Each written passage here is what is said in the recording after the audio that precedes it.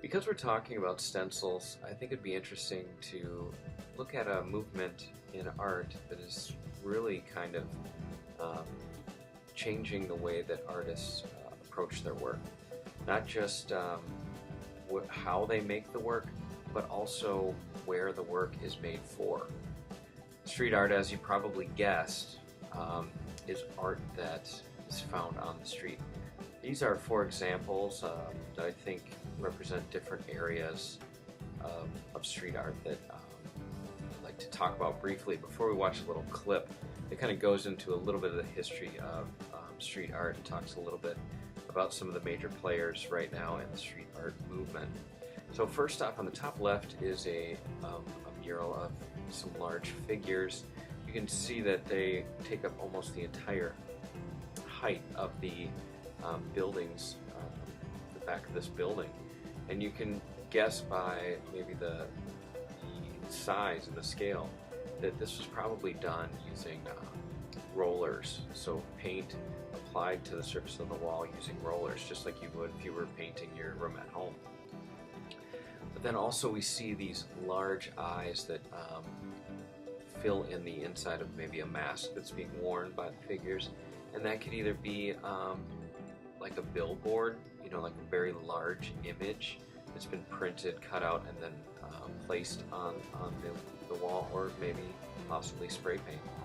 So sometimes street artists will actually take very simple everyday materials and turn them into something kind of interesting and startling or unusual.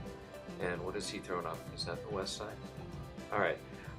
Down in the left corner, talking about simple everyday materials, you see tiles that are placed below like I guess a drain of some kind or water pipe of some kind that kind of looks to me, if you're from this generation, like Super Mario Brothers, something you'd see in Super Mario Brothers, and I think the artist was maybe thinking the same thing.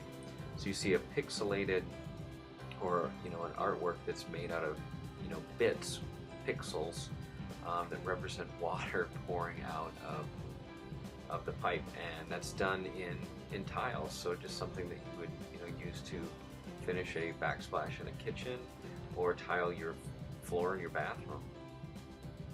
In the top right, you're seeing a parking lot with two top to bottom figures, characters.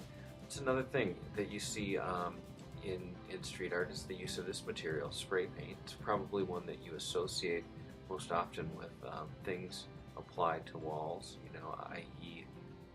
Graffiti art.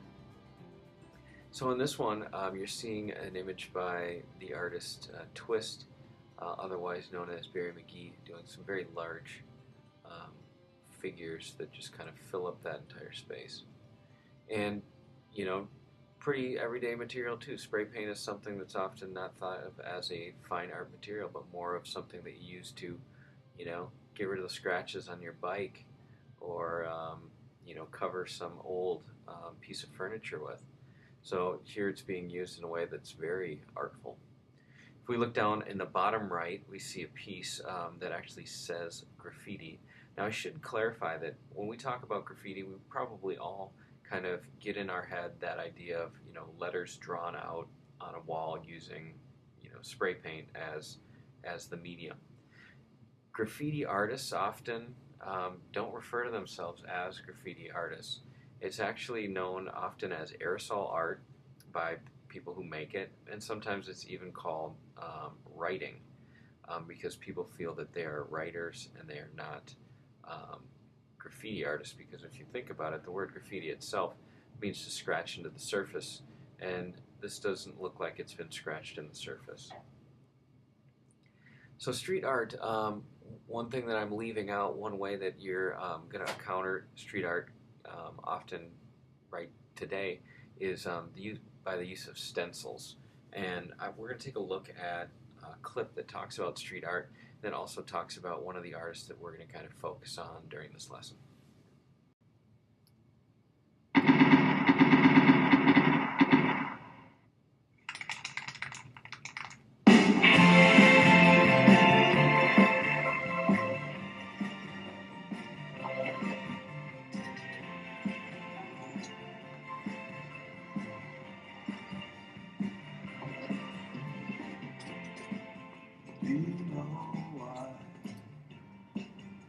got feelings in your heart. Don't let fear of feeling fool you. What you see sets you apart. There's nothing here to bind you. It's no way for life to start. Do you know that tonight the streets are? Tonight the streets are. These lights in our hearts, they tell no lies.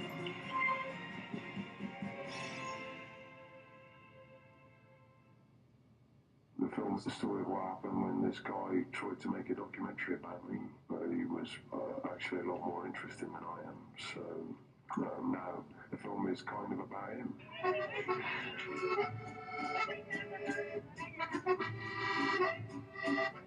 This guy was Terry Goetta, a Frenchman who had been living in Los Angeles since emigrating to the United States in the early 1980s.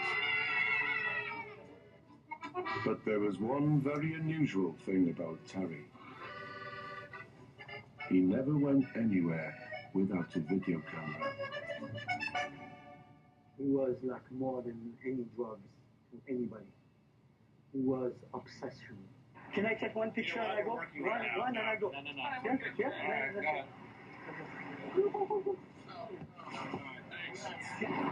When you go from someone else, Yeah, I do. right? I do. Why don't you go and do it now? Because it's not every day that I see.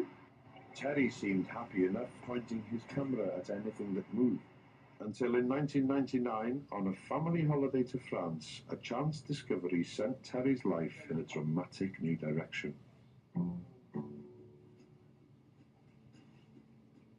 My cousin, at that time, he was artistic, you know, he was putting mosaic together and trying to do the game of Space Invaders, recreating the character kind of way.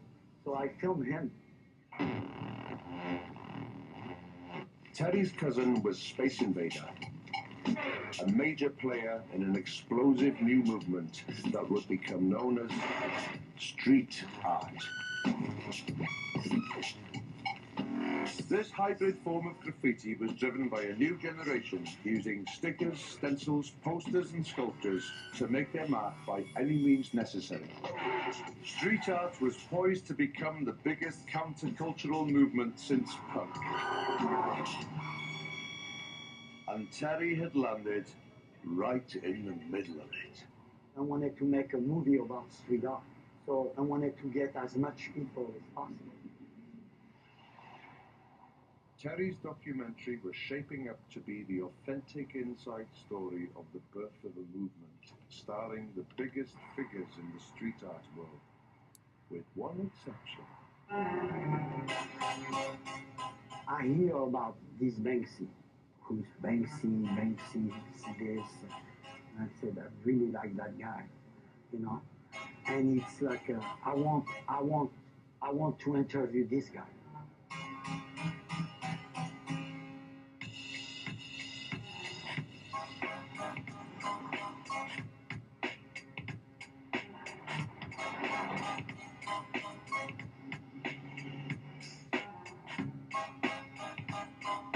So I went to Los Angeles in about spring 2006, and I rang the only person I knew in Los Angeles and asked them if they could help me.